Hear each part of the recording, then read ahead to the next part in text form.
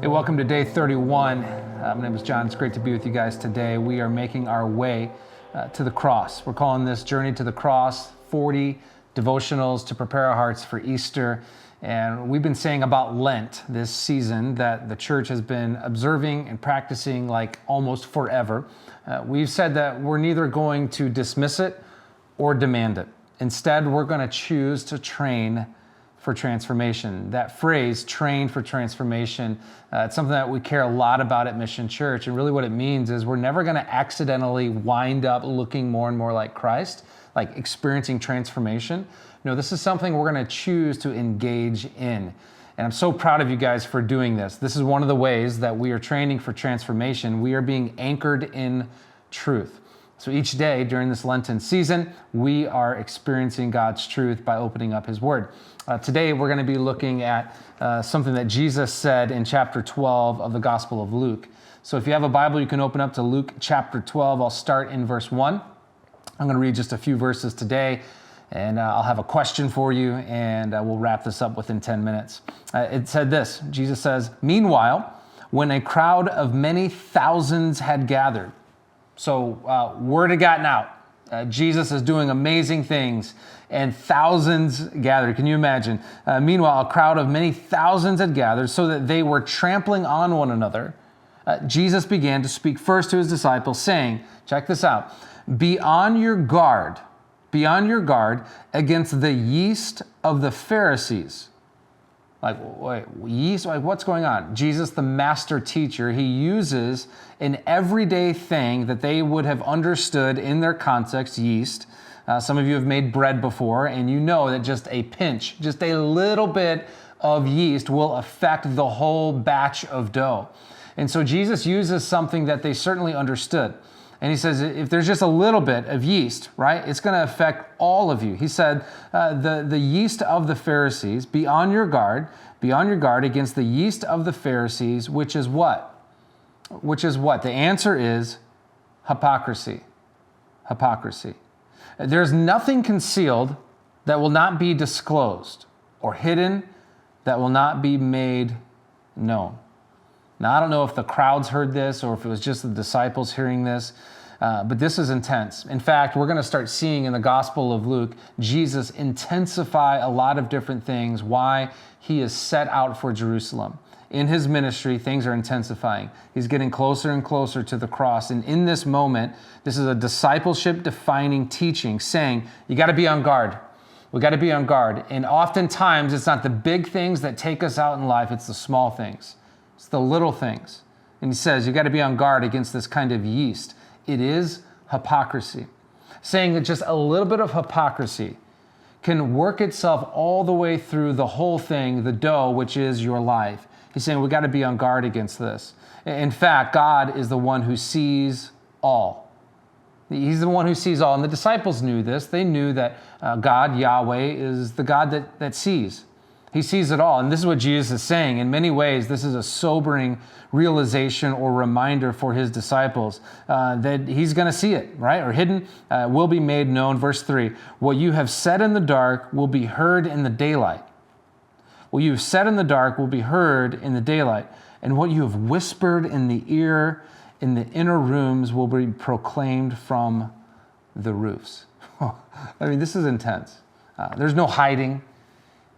He sees it all. We got to be on guard against that thing that can affect everything, which is hypocrisy. The question that I have for us today is this. Are you acting or authentic? Are you acting or authentic? Why is that the question? Well, if you do a little bit of study on that word hypocrite, you will know that originally it meant people that are playing a part in a play. In fact, it goes all the way back to the theater days of a hypocrite was someone that was playing the part. They were acting. It wasn't who they actually were. No, they were actually acting. And Jesus says, the vision that I have for your life is not that of an actor. No, it's someone that would be authentic.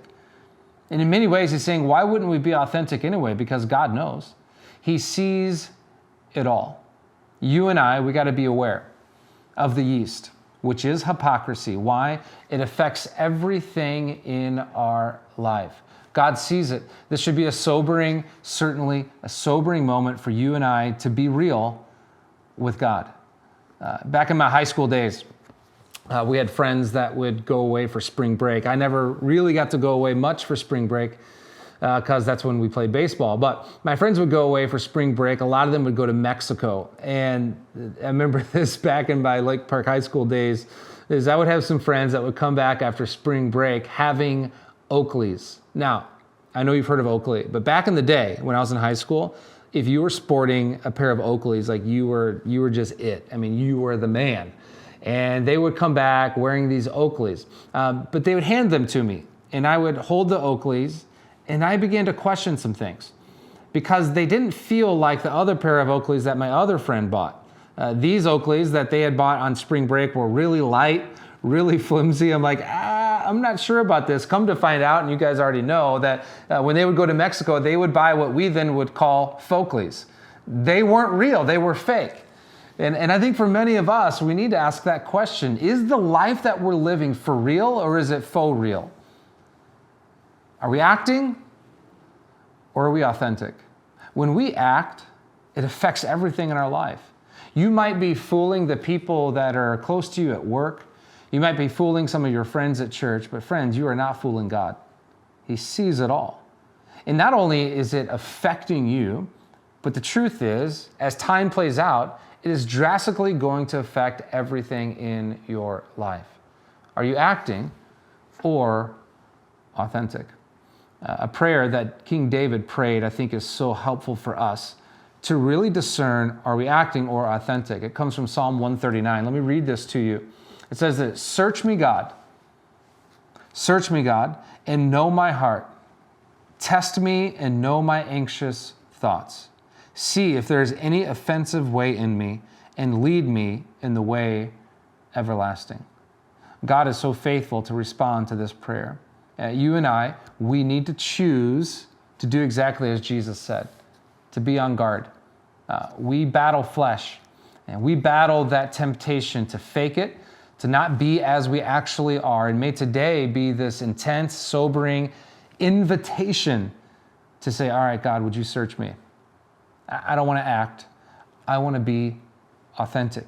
Why? Living an authentic life. Man, this is so powerful for us, but also those around us. And in the end, by the way, God sees it all.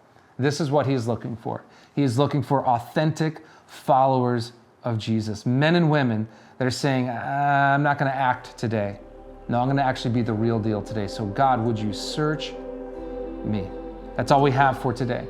I hope today was helpful. I hope today was encouraging. If you would, you can share this with a friend. You can hit the like button. We will see you guys very soon.